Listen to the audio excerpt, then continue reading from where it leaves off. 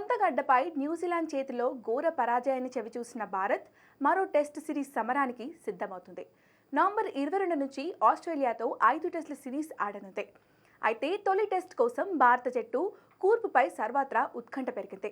Captain Rohit Sharma వ్యక్తిగత కారణాలతో దూరం అవ్వడం, శుభ్మన్ గిల్ గాయాల కారణంగా అందుబాటులో ఉండకపోవడంతో టాప్ ఆర్డర్ బలహీనంగా మారింది.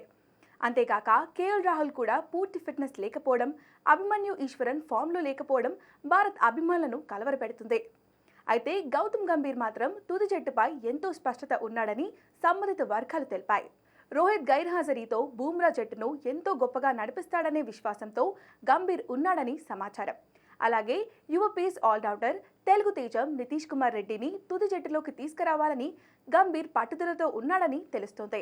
ఐపీఎల్తో పాటు బంగ్లాదేశ్ సిరీస్లో నితీష్ కుమార్ రెడ్డి సత్తా చాటి అందరి దృష్టిని ఆకర్షించాడు. ఈ నేపథ్యంలో దక్షిణాఫ్రికాతో సిరీస్కు బదులుగా భారత్ ఏ జట్టు తరపున ఆస్ట్రేలియా పర్యటనకు పంపారు. కానీ నితీష్ ఆస్ట్రేలియా ఏ జట్టులో అంచనాలను అందుకోలేకపోయాడు.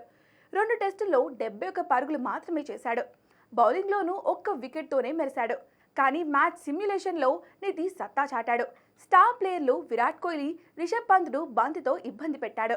ఈ నేపథ్యంలో భారత్ ఏ తరపున ప్రదర్శనతో సంబంధం లేకుండా నితీష్ను తొలి టెస్ట్ తుది జట్టులో ఆడించాలని గంభీర్ నిర్ణయించుకున్నాడని సమాచారం.